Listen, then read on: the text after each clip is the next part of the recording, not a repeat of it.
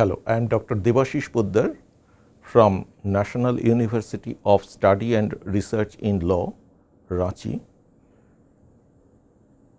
My module is Human Rights Treaty Bodies, an overview.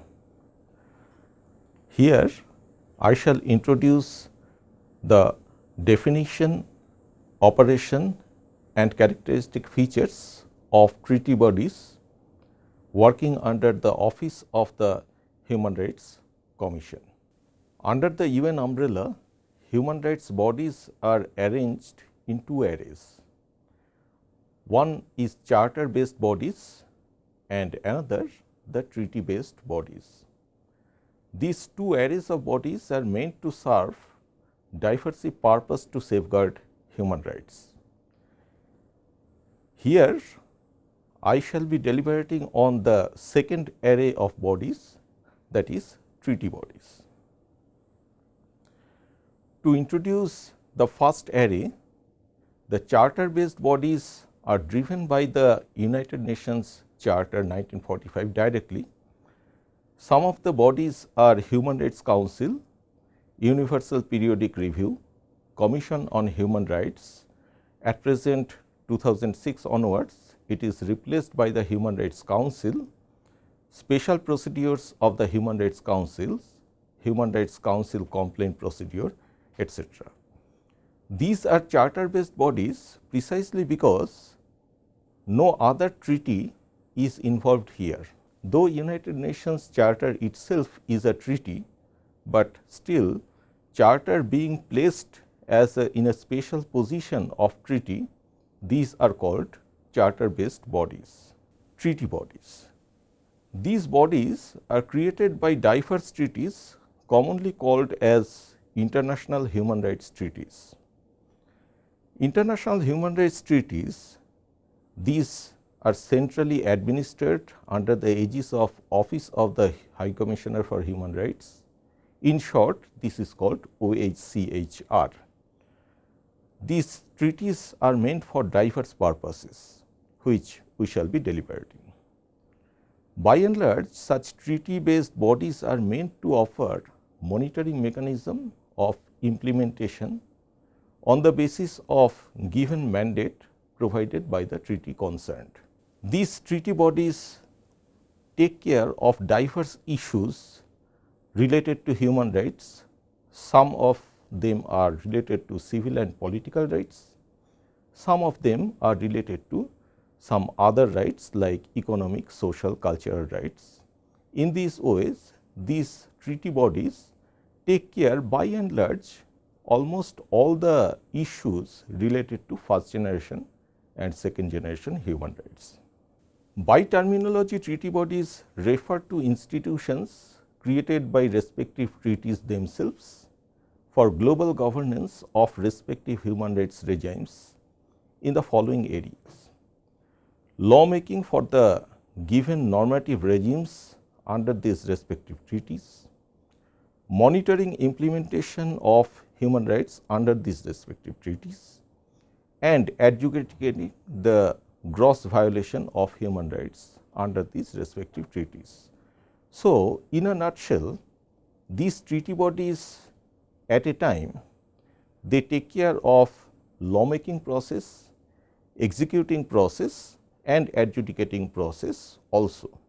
Though these are contradictory to the separation of power doctrines, but in this way treaty bodies work in a sense that these treaty bodies take care of legislative, administrative and adjudicatory process in different cloak.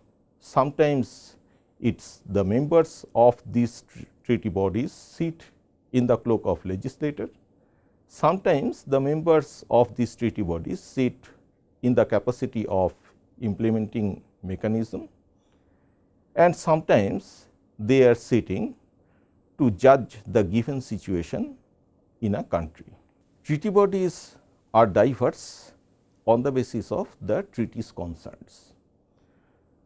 These treaty bodies are human rights committees, Committee on Economic, Social and Cultural Rights, Committee on the Elimination of Racial Discrimination, Committee on the Elimination of Discrimination Against Women, Committee Against Torture, Subcommittee on Prevention of Torture, Committee on the Rights of the Child, Committee on Migrant Workers, Committee on the Rights of Persons with Disabilities, and last but not least, Committee on Enforced Disappearances.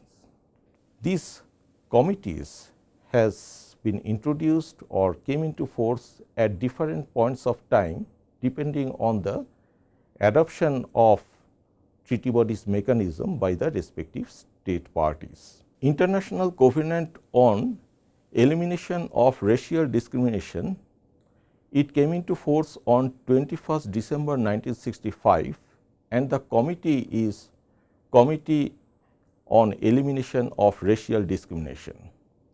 ICCPR stands for International Covenant on Civil and Political Rights. It came into force on 16 December 1966. The name of the committee is Committee on Civil and Political Rights. International Covenant on Economic, Social and Cultural Rights, in brief ICESCR, it came into force on 16 December 1966. The name of the committee is Committee on Economic, Cultural and Social Rights. CEDAW stands for Convention on Elimination of All Forms of Discrimination Against Women. It came into force on 18 December 1979, and the name of the committee is Committee for Elimination of Discrimination Against Women. CAT stands for Convention Against Torture. It came into force on 10th December 1984. The name of the committee is Committee Against Torture. CRC stands for Convention for Rights of the Child. It came into force on 20th November 1989. The name of the committee is Committee for the Rights of the Child. ICMW stands for International Convention for Migrant Workers. It came into force on 18 December 1990. The name of the committee is Committee for Migrant Workers. CPED stands for Convention for Prevention Against Enforced Disappearance. It came into force on 20th December 2006, and the name of the committee is Committee Against Enforced Disappearance. In this way, several committees are working under several treaties, optional protocols, additional protocols, etc. Here in this graphical representation, it has been taken from OHCHR website, Office of the High Commissioner for Human Rights. The position of several committees are clearly stated. Under ICCPR, the relevant committee is working. Under ICESCR, the relevant committee is working. In this way, all these committees are working under which treaties and under which protocols, optional protocols, etc. These are graphically represented here. Committee composition is an important feature of this module. With little variation, by and large, composition of the committees may be mentioned thus: not more than one person of the same state is a cardinal provision for composition of the function. Another feature of composition of these committees are equitable geographical distribution of members and representation of different forms of civilization and of principal legal systems. Thus, committee should have the character of a global treaty body.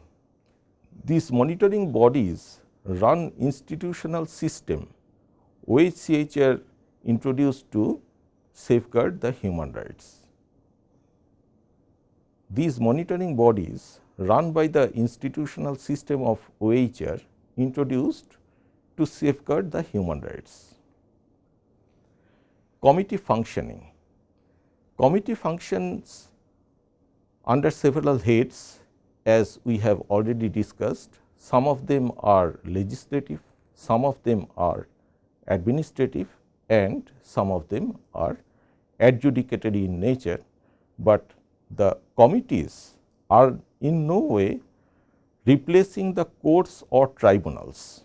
So, in that way, committee has its own sui generis judicial mechanism, which we will come with the passage of time.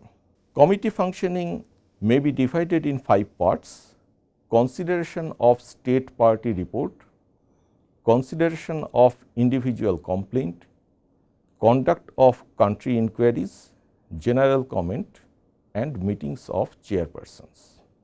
So, first we will take care of considerations of state party report. Periodic reporting procedure is there in vogue. As part of periodic reporting procedure, state parties ought to submit periodic reports for state of affairs in the affairs of state to concerned treaty bodies for consideration, and treaty bodies possess jurisdiction of access to information from other sources as well, publish their observation about the status of concerned human rights accordingly. So, here rights and duties of the states and treaty bodies are demarcated clearly. State parties have duty to submit periodic reports for state of affairs in the affairs of state to concerned treaty bodies for consideration. This periodic report, so far as the duration is concerned, this may and does vary from state to state, but by and large this may vary from 2 year to 4 year. Whereas, treaty bodies have right to possess jurisdiction of access to information from other sources as well. Here the treaty bodies are entitled to gather information from civil society organizations, NGOs, or any other ways also. So, in that way treaty bodies possess elbow space to this end. Also, the treaty bodies has right to publish their observation about the status of concerned human rights accordingly, but this publication comes as a last resort when all other ways of controlling the human rights health of the nation state fails. Consideration of complaint. There is provision for complaint mechanism on the part of individual or other states about the state of affairs in the affairs of state in a particular member state of under a treaty. By definition, complaint is in the form of communication to treaty body from any other state party or parties, from individual or and group of individuals, information about gross violation of rights, commitments affirmed by the concerned state. So, in this way, in this format, complaint may be made to the treaty body. Report to complaint should be used as a last resort to international forum or treaty body. Resort to complaint is possible only after national remedies stand exhausted, and resort to complaint cannot be abused as appellate forum over and above national court or tribunal. By this mechanism, in international law, the sovereignty of state and the concern for human rights has been balanced in a systematic manner. Conduct of country inquiry. Country inquiry takes place on the part of treaty body on the basis of information about violation of concerned human rights. Despite commitment by state party to prevent the same, and about the state of affairs in the affairs of the state. So, in a nutshell, country inquiry will take place under the auspices of the concerned treaty body and on the basis of any information received by the treaty body about gross violation of concerned human rights. So, sporadic instances of violation will not be taken care of by any treaty body. Also, the country inquiry will take place by the treaty body only in case of a state party fails to prevent the violation of human rights, and if the state of affairs in the affairs of state is reaching to alarming situation. Irrespective of its result, the decision of conduct inquiry itself seems matter of embarrassment for the state concerned. So, here the soft law jurisprudence comes into play, by which